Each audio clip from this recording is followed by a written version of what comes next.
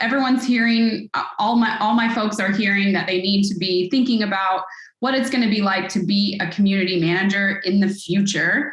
And you were the first person that came to mind as someone who could maybe help bridge that gap, as you have been on the internet since it started. In some form, yes. I'm just kidding. Just about, in some degree, on the web, at least, since it's on the web, yes. And so watching the progression from 1 to 2 to what we're calling 3, I don't know if those labels are even like super, super applicable, but we've at least are calling it that into Web 3.0. So I wanted to chat with you a little bit about like where we've been and where we're going, so that social media professionals these days that are managing somebody's Twitter account or their Instagram, you know, for their local coffee shop or whatever it is, can start to think about and point themselves in the direction of learning the things that they need to know as the industry changes. And selfishly, a little bit for me as well, since, you know, I am a member of my community. Yeah, well, you know, How about we go that? back years. I'm always happy to share with you and with your audience. And there are some real distinctions between Web 1, Web 2, and Web 3. It's not an arbitrary thing like, well, we passed a certain date and now we got to move on to Web 3. In Web 1, we read it, right? It was I don't mean Reddit, the website. we would consume content. People, you know, sites published content and you would interact with it by reading it. It was that simple. Web 2 took things to the next level when we would read it and we would write it. Now we're participants in the content economy. And this is where social media people have lived for so many years now. In fact, I just got a notification that this week I came up on my 15th Twitter and Facebook versary. That's how long we've been part of those platforms, and then MySpace before that, and Friendster before that. So Web3 is a huge paradigm shift because we've got big tech that has become truly invasive, right? Privacy is just like people have given up so much privacy so that big tech can treat us like products. And that's what we are.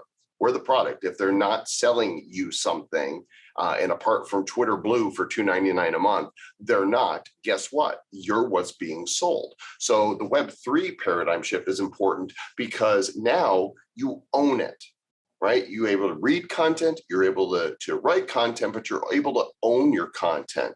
That goes a long way towards you being able to monetize yourself, your content, your value, as opposed to big tech monetizing you. It's a huge paradigm shift. Is it just about owning your content, but it's also about owning your community? Because even as a social media manager, we're always teaching people, right? Like you know that your platform, you just because you have a Facebook page, everyone's had an experience or heard of an experience where their Facebook page got shut down, and you know maybe they spend a lot of time and energy building up their audience and their community on that platform. So we've always been talking about owning your audience, owning your community. And the way around that, right, would always be to make sure that even if you grow on a platform that you send people to join your email list or whatever it is, so that you now own their contact information and can reach out to them in the sense of people getting shut down, which we hear more and more about every single day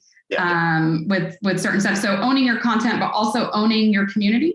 Absolutely. Owning all the things. This is why it's not a simple little transition. It's a huge paradigm shift that takes the power from big tech and puts it in the hands of creators and individuals and communities. And what we're going to do with that as the years go on is really up to the creativity and imagination of the creators. We've just begun to tap into what decentralized social media looks like. We've just begun to tap into decentralized video and video streaming.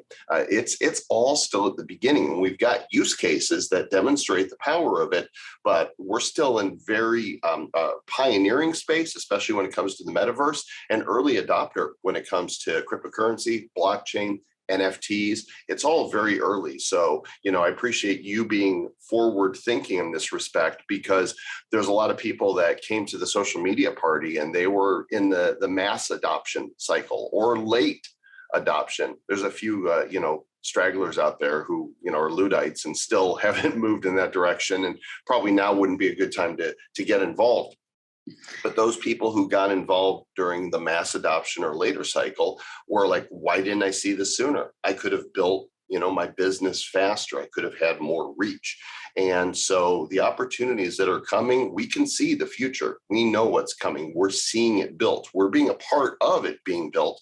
And I've been covering the space for 5 years with Travis Wright on our show. And so we're watching the evolution, and we're participants in it as well, as we are owning content on Web3. So this is an opportunity for those who are really paying attention and want to not miss the next thing. This is the next thing. There's no stopping it. And you have an opportunity right now. If you pay attention and you go down the rabbit hole, you take the time to learn, how this all works. You could lead others into this Web3 world.